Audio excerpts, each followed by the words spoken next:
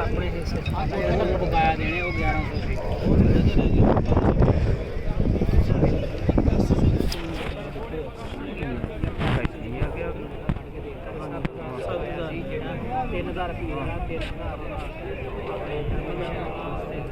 1100 बाहर मुल्क आ गया मतलब सेम चौकीदार का आ गया हाँ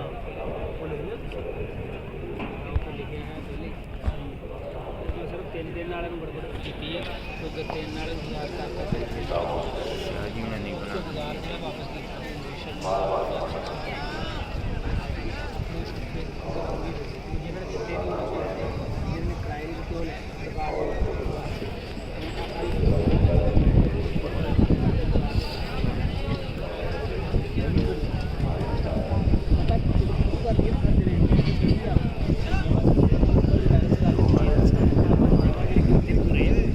बिस्मिल्लाह पढ़ के शुरू करेंगे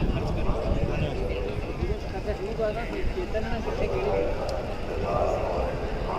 साबन चाहिए साबन बिछा करके